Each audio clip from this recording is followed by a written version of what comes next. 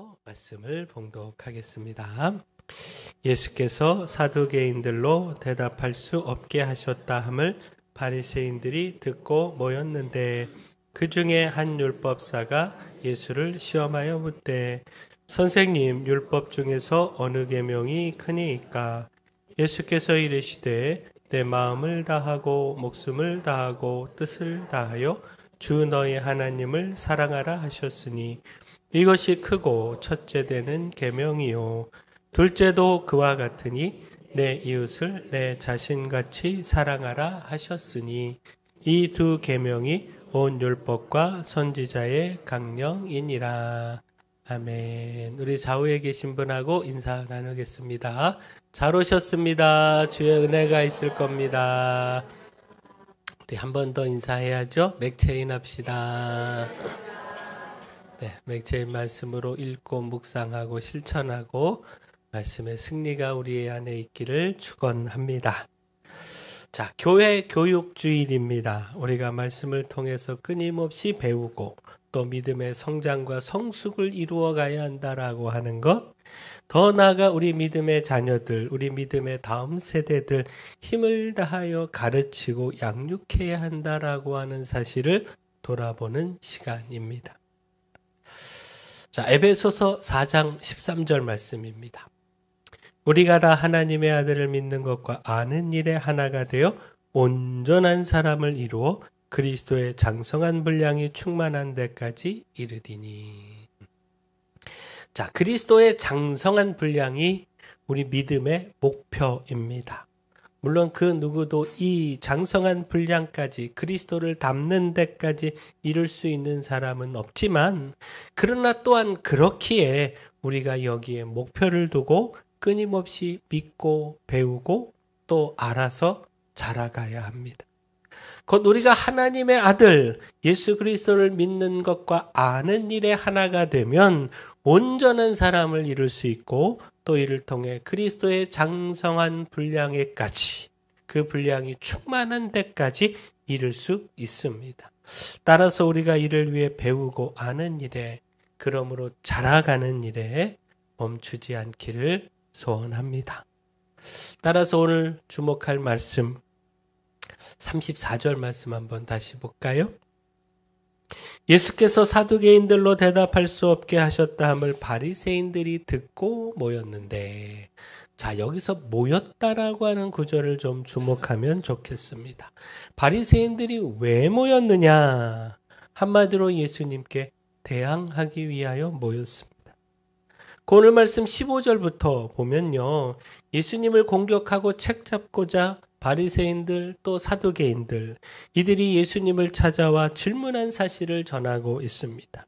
황제에게 세금을 내는 것이 옳으냐 어떠냐? 바리새인들이 찾아와 질문을 했고, 또 사두개인들은 대답하기 곤란한 상황을 전제로 하여 예수님께 부활에 대하여 질문했습니다. 예수님을 말의 올무에 걸리게 하려고 또 곤경에 빠뜨리게 하려고 공격하고 도전하고자 하는 목적으로 그렇게 찾아와서 질문을 했습니다.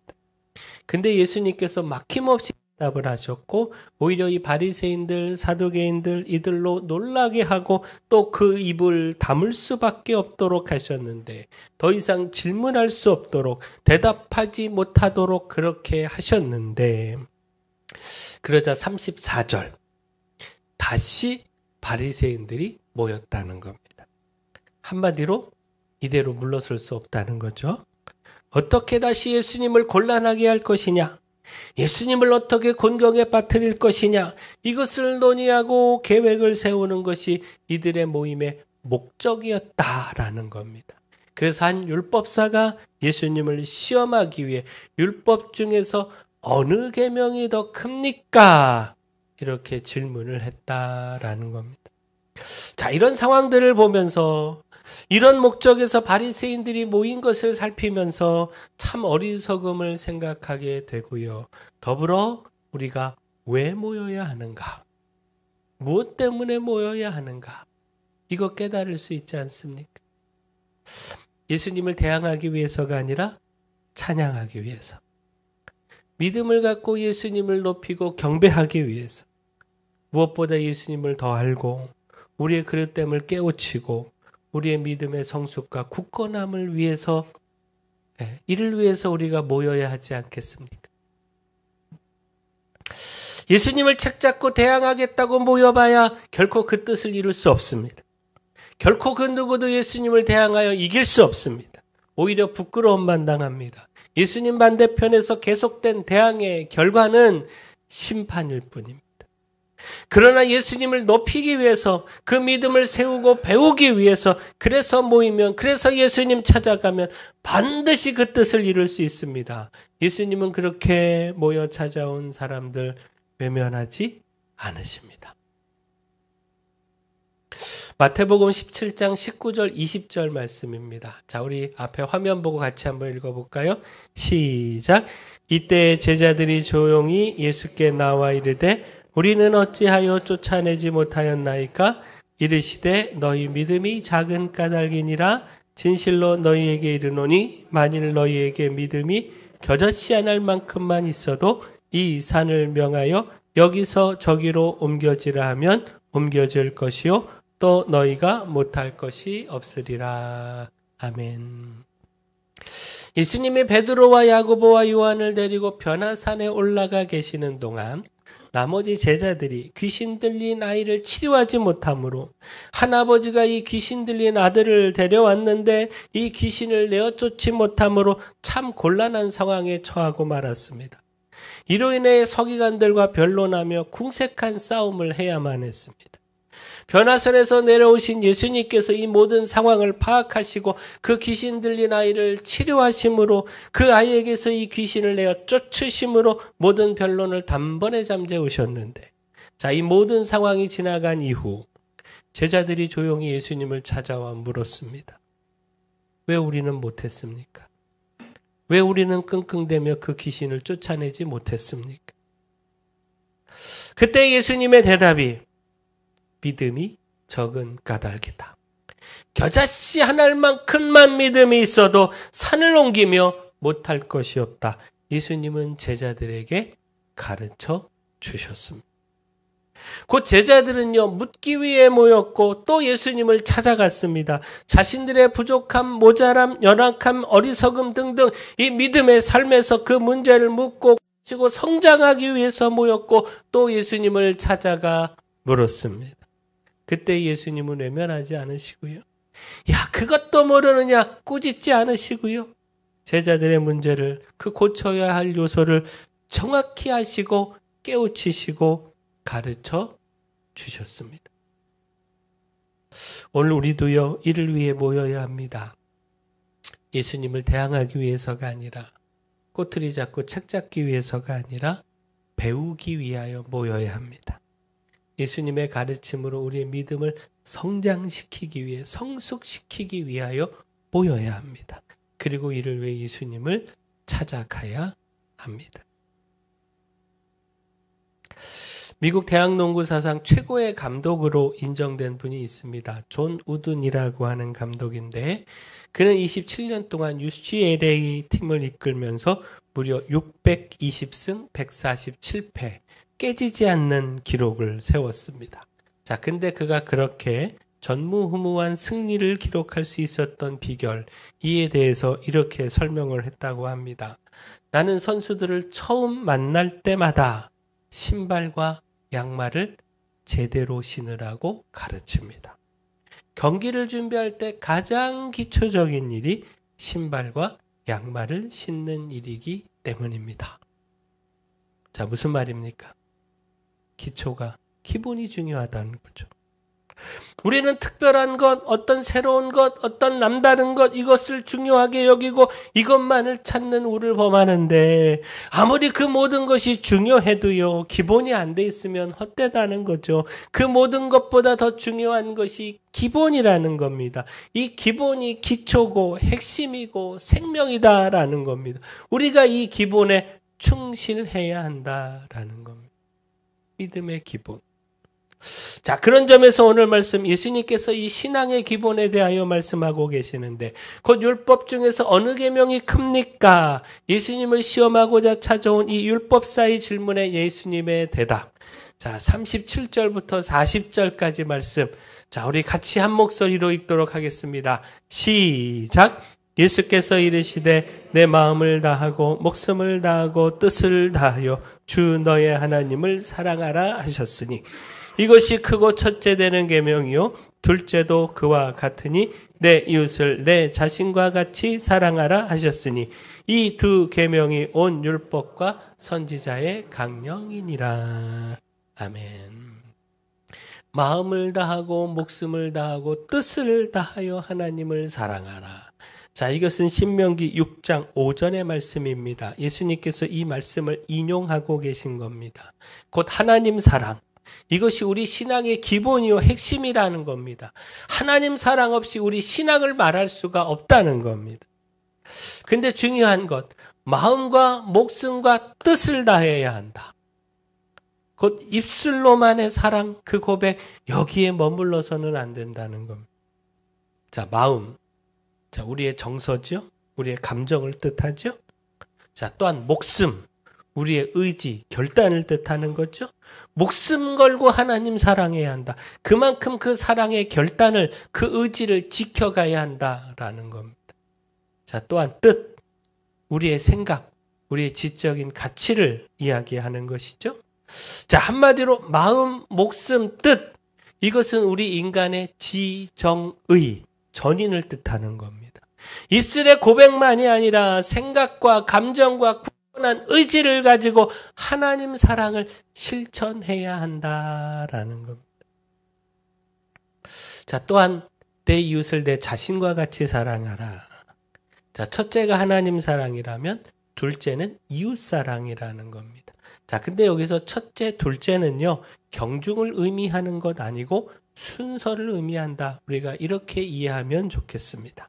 곧 둘째도 그와 같다. 곧 하나님 사랑과 이웃 사랑은 같은 무게를 가진다는 겁니다. 무엇이 더 중요하다 논할 수가 없다는 겁니다. 곧 하나님 사랑 안에서 그 사랑이 이웃 사랑으로 이어져 가야 한다는 겁니다. 하나님은 사랑하는데 이웃은 사랑하지 않는다? 하나님 사랑이 이웃 사랑으로 이어지지 않는다? 이건 참된 사랑, 하나님 사랑이 아니라는 겁니다. 하나님을 사랑한다면 이웃 사랑은 당연한 일이어야 한다라는 겁니다. 자, 근데 내 이웃을 내 자신과 같이 사랑하라. 곧 우리 인간은요, 기본적으로 자기애가 있습니다. 자신을 보호하고 지키고 방어하려고 하는 기제가 있습니다. 건강 위해서 힘쓰고요. 좋은 것 먹고 좋은 것 보고 그 삶에서 행복을 추구하고 등등등. 이 모든 것 다 자기 사랑이잖아요. 네. 어디 아픈 데 있으면 아이고 아프다. 네. 내 몸 챙기잖아요. 그렇죠? 보약도 드시고 또 좋은 것 구경하기 위한 여행도 다니시고 또 만난 데 있다라고 하면 그 먼 것도 찾아가시지 않습니까? 자기애죠. 자기 사랑입니다. 이것 잘못된 거 아닙니다. 자연스러운 겁니다. 하나님께서 그렇게 창조하셨습니다. 그런데 이런 사랑이 그저 자기 자신으로만 끝내지 말고 그렇게 지나치게 자기만 사랑하여 그릇된 사랑을 만들지 말고 자신을 사랑하는 만큼 이웃을 사랑하라는 겁니다. 이것이 옳다라는 겁니다. 위로는 하나님을 사랑하고 옆으로는 이웃을 사랑하는 삶. 자, 이것이 40절. 이 두 계명이 온 율법과 선지자의 강령이니라. 우리 신앙의 기본 핵심이다라는 것. 자, 결국 무엇입니까? 우리는 하나님을 대항하기 위해서가 아니라 배우기 위하여 우리의 믿음을 더 굳건하게 세우기 위하여 모여야 합니다. 모여서 주님 찾아가야 합니다. 그리고 그렇게 찾아가 힘써 묻고 듣고 새겨야 하는 것, 우리가 배워야 하는 그 신앙의 기본, 그 핵심, 하나님 사랑과 이웃 사랑입니다. 여기에 집중해야 합니다. 여기에 힘을 다해야 합니다. 바라긴 우리가 하나님 사랑, 이웃 사랑 이거 바르게 배워서 이 배움에 집중해서 이 사랑이 가득하기를 축원합니다.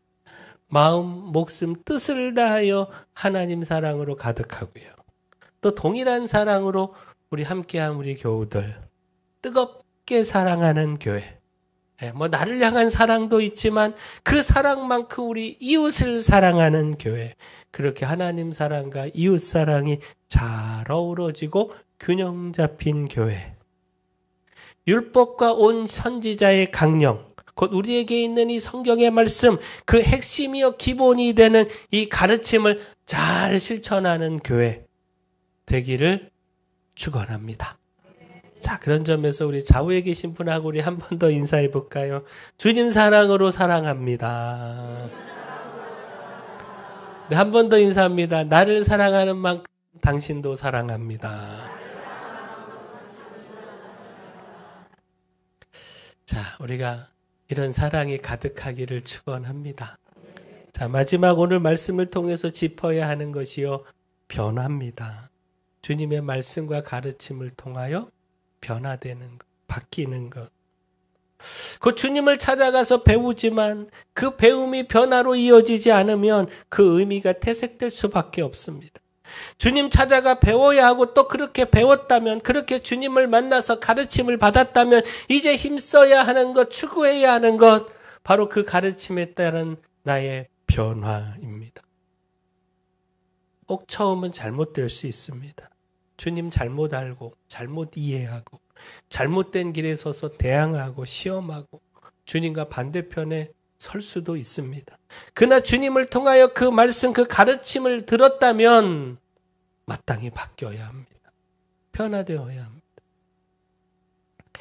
영국의 왕 제임스 1세, 그는 킹 제임스 성경을 번역해서 제작할 만큼 아주 독실한 신앙인이었습니다. 근데 죄에 대해서는 아주 엄격한 그런 사람이었습니다. 그러니까 작은 죄라도 엄하게 중형으로 다스렸습니다. 근데 한 번은요, 암스트롱이라고 하는 이 좀도둑이 양을 훔치다가 붙잡혔고 이로 인하여 사형 선고를 받게 됐습니다. 이때 이 암스트롱은요, 이 사형을 면하기 위해서, 피하기 위해서 한 가지 묘안을 짜냈는데, 그 제임스 1세가 이 신앙이 독실하다라고 하는 것, 이거 생각하고 간수를 불러다가는 이렇게 부탁을 한 겁니다. 난 어차피 죽을 몸 마지막으로 성경을 읽고 싶소. 왕에게 좀 내 뜻을 전해주시오. 그러니까 제임스 1세가 그 소식을 듣고는 대답을 했습니다. 야, 참 기특한 죄인이구나. 그에게 성경을 가져다 주어라. 그리고 성경을 모두 읽은 후에 사형을 집행해라. 그래서 이 좀도둑이 그날부터 성경을 읽기 시작을 했는데 1년이 지나도 사형을 집행할 수 없었습니다. 왜일까요? 성경을 다 안 읽은 거예요. 이 좀도둑이 성경을 천천히 읽은 거죠. 다 읽으면 사형 집행되니까, 죽으니까 하루에 한 절씩 읽은 겁니다. 그렇게 읽고 성경을 묵상한 겁니다. 이 제임스 1세가 자신이 먼저 그 입으로 성경을 다 읽은 후에 사형 집행하라 명령했기에 꼭 참고 기다릴 수밖에 없었습니다. 그러다가 결국에는 그냥 풀어줬습니다. 집에 가서 성경 읽어라. 그래서 이 암스트롱이라고 하는 좀도둑이 사형을 면하고 살게 됐는데, 자, 근데 중요한 거, 그가 매일 한 절씩 성경을 읽고 묵상했다 말씀드리지 않았습니까? 대충 흉내만 내서 읽으면 대번에 깨를 부린 것 들통나지 않겠습니까? 그러면 사형이 집행되고 죽을 수밖에 없잖아요. 그러니 들키지 않으려고 얼마나 정성껏 말씀을 읽고 묵상했겠습니까? 목숨 걸고 말씀 읽은 거예요. 더욱이 하루 동안 한 절만 성경을 읽으니 읽고 또 읽고 또 읽고 또 읽고 결국 그러다가 변화된 겁니다. 말씀으로 그 인생이 바뀐 겁니다. 좀도둑에서 새 사람으로 변화되었고 수많은 사람들을 섬기며 봉사하는 그런 삶을 살게 됐다라는 겁니다. 우리가 주의 말씀을 들었다면 이후 중요한 것, 힘써야 하는 것, 그 들은 말씀으로 변화되는 겁니다.